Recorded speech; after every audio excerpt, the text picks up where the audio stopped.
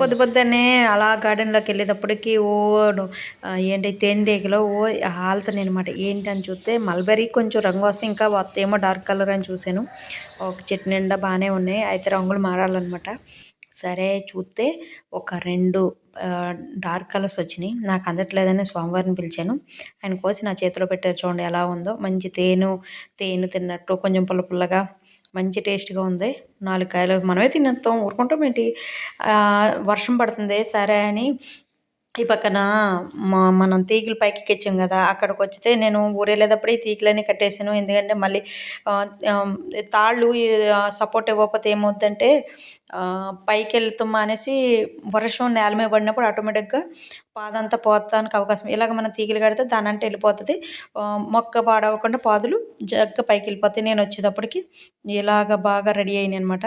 ఒక 2 బీర మొక్కలు, 2 బీర పాదులు, పొట్ల పాదులు, గుమ్మడికాయ, ఇలా చిక్కుడు పాదులు ఇలాగ అన్ని రకాలు.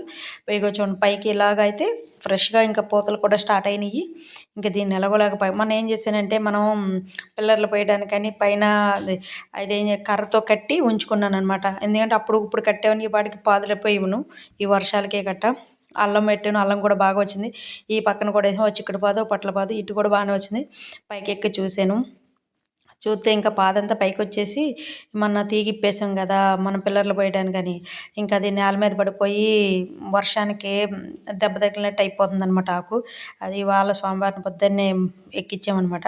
ఎక్కించి కొంచెం తీగలు పెడితే మామయ్య గారు ఆయన కూడా సాయం చేసి కొంచెం హెల్ప్ చేసి పెట్టమంటే, అది బరువుగా ఉంది కదా పందిరంతాను. కొంచెం ఇద్దరు లాగితే కానీ ఒకళ్ళు ఎక్కించడానికి కుదరట్లే. అంటే పిల్లర్లో ఉన్న ఊసలకి ఎక్కించవలసి వస్తుంది. కిందకి కుదరట్లేదు. స్వామివారు మళ్ళీ పైకెక్కి మొత్తం అన్నీ కూడా కొంచెం టైట్‌గా అది చూడండి చాలా టైట్ వచ్చిందనమాట. నాకు హైట్ వచ్చిందనమాట. ఇప్పుడు ఇది 6 అడుగులు ఎత్తే నేను 5 అడుగులు ఉంటే నాకు అడుగు పైనే ఉంటుంది కదా!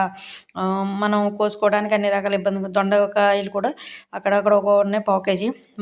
చెప్పాను కదా కింద తాళ్ళు ఇవన్నీ ఒక కర్ర కట్టుకుని ఉంచుకున్నాను. అంటే అప్పుడు పాకుతీకే టైం సరిపోద్దని పైకి కూడా వచ్చేస్తున్నాయి చూడండి. కొన్ని తీగలు అయితే పైకి కూడా వచ్చేసినాయి. అలా చేయటం వల్ల ఇప్పుడు నేను మళ్ళీ కట్టుకోవడానికి నాకు ఇబ్బంది లేకుండా ఉంటుందన్నమాట. లేదంటే ఈ పాటికి నాకు మామూలు పందిరైతే ఈ పాటికి చాలా పైకొద్దును.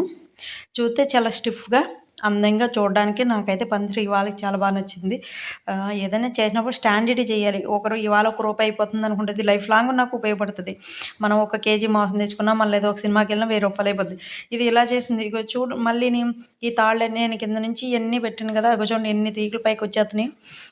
ఇక చిక్కుడు పాదు అయితే ఇంకా పైకే వచ్చేసింది బాగాను. అది ఒక స్తంభానికి కాబట్టి అలా కట్టి ఉంచాను. ఇది కూడా మొత్తం అన్నీ కూడా లైన్‌గా ఉన్నాయన్నమాట. ఆ గ్రీనరీ అంతా కూడా చాలా బాగుంది. ఇంకా ఈ పైకొచ్చిందంటే ఇంక పాదులు అక్కడ ఏం చేస్తానంటే అవి రానివ్వకుండా చేస్తానన్నమాట. కొమ్మలు రాకుండా చూస్తే పైకొచ్చాక కొమ్మలు ఎక్కువ అవ్వాలి. ఎందుకంటే అక్కడ బరువు అయిపోతాయని నేను ఒక తీగ వెళ్ళనిస్తాననమాట.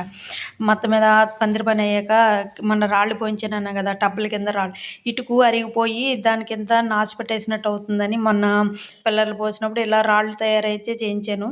అందులో అలా టబ్బ పెట్టడం వలన ఏంటంటే కూర్చుంటాకి బాగుంటుంది. వాటర్ కూడా తొందరగా చాలా తక్కువ పడుతుందనమాట.